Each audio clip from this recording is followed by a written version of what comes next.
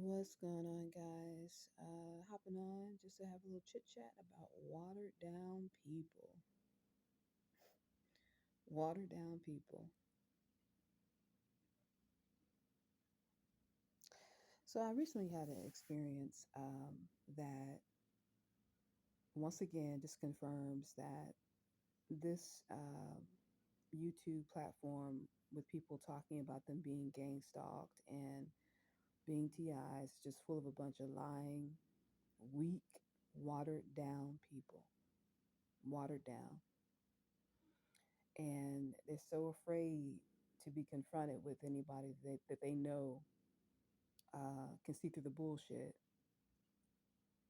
that they do their best to try to stay away, keep their distance, which is a good idea. I think that that's a very good idea.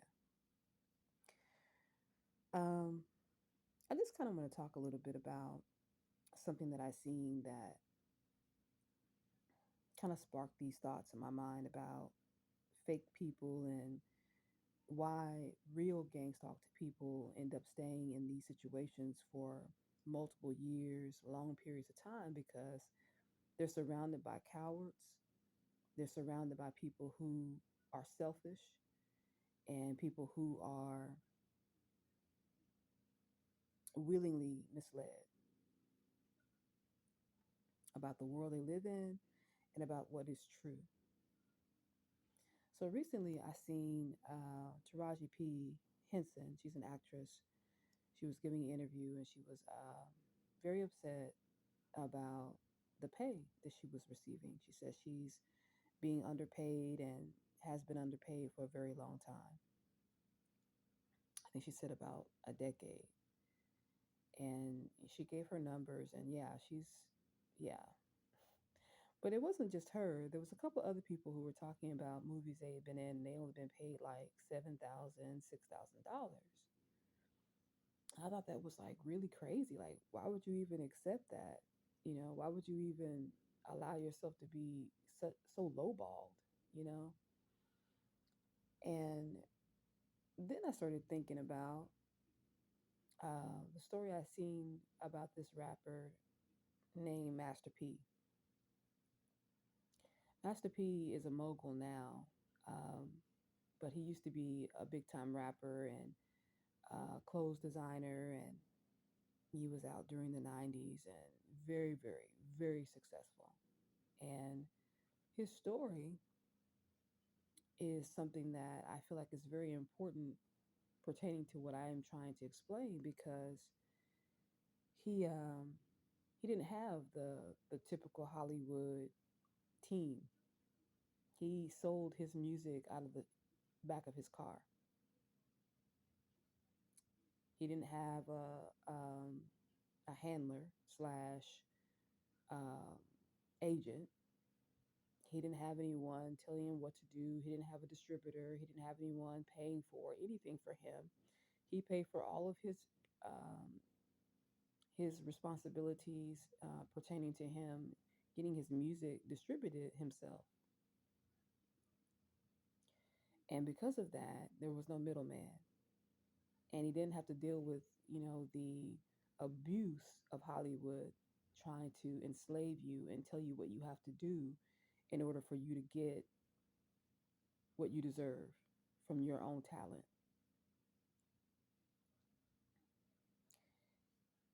I mean, he was huge. In the 90s, he was huge.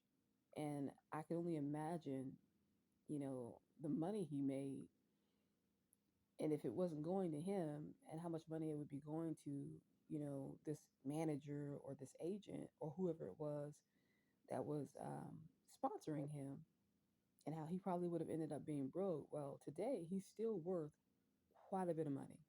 And it was because he did all those things he did himself by using his own mind and promoting himself. Years later, I think it was maybe 2 years ago, they did an interview with him. He's an older man now, so he's not rapping anymore because, like I said, he's older. He's an older man. He's got children. One of his sons is Little Romeo. I don't know what his real name is. I'm not really big into the rap scene, but this story really impressed me because it shows what you can do and what you can accomplish when you use your own mind, when you do things for yourself, and when you believe in yourself.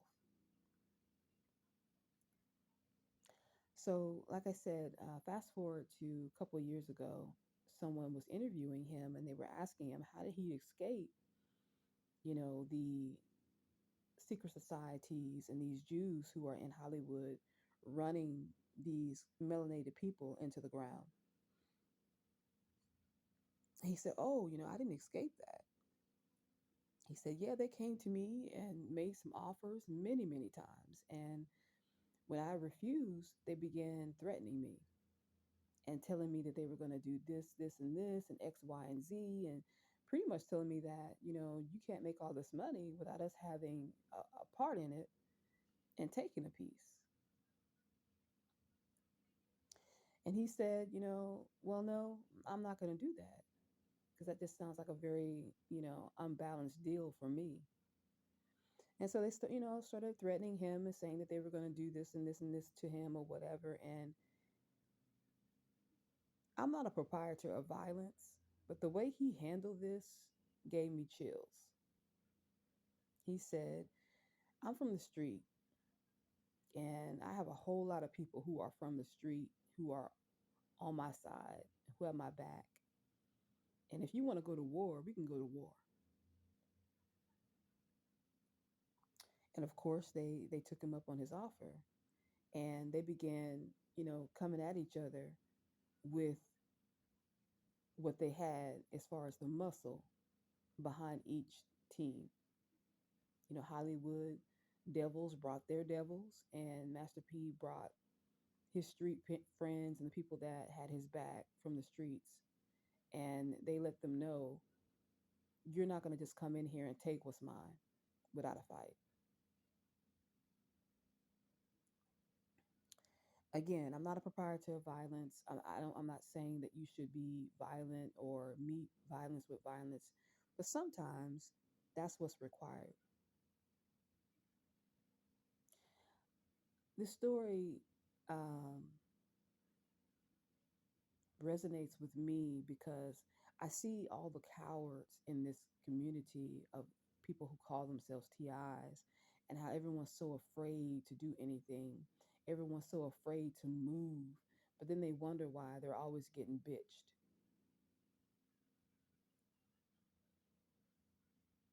Like this recent situation that I had where I reached out to this girl because she claimed she was being gang stalked and on the YouTube crying and snotting and all upset because, people were mistreating her and she didn't know why. Nobody wanted to help her and why nobody cares. But then when I reached out to her and was like, hey, give me a call just for support, I get ignored. No response. Sent me her information. And when I sent her my information, no response. But all up on the, YouTube with this fake ass story about being gang stalked. This is the type of stuff I'm talking about. And this is the reason why you have these type of things go on for so long, because you got so many people who are willing to play that fake ass part and to put people who are really going through this and suffering through this in positions where, you have to be stagnant because, operating alone is just difficult, especially in a situation like this.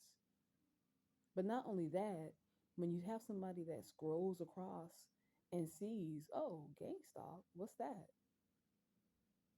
And they want to know more about it, they come in and start investigating a broken, disturbing environment. And it's all because of these low life, watered down people who are on the screen acting,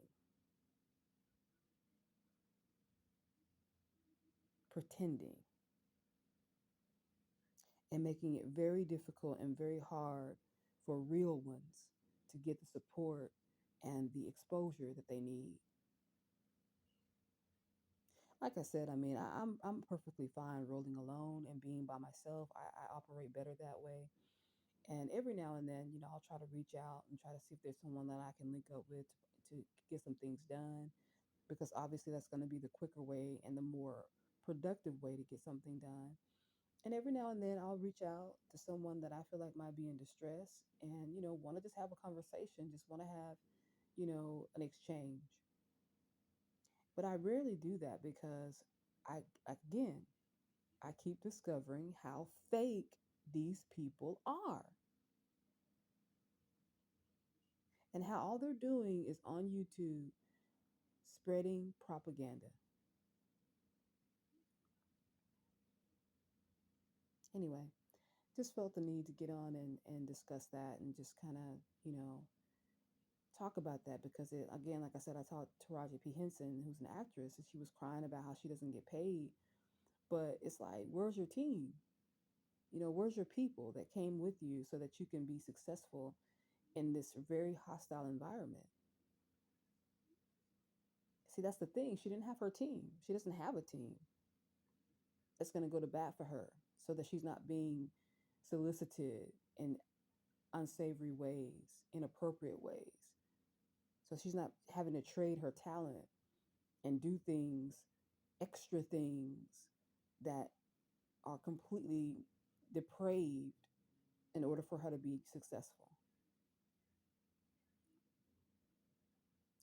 You have to have a team. You got to have people rolling with you that's going to support you when you are going to hostile waters. You got to have people who are ready to get down in whatever way that's needed when you're going into hostile waters. And the reason why these gang stalkers work so hard to isolate you is because they know how effective that is.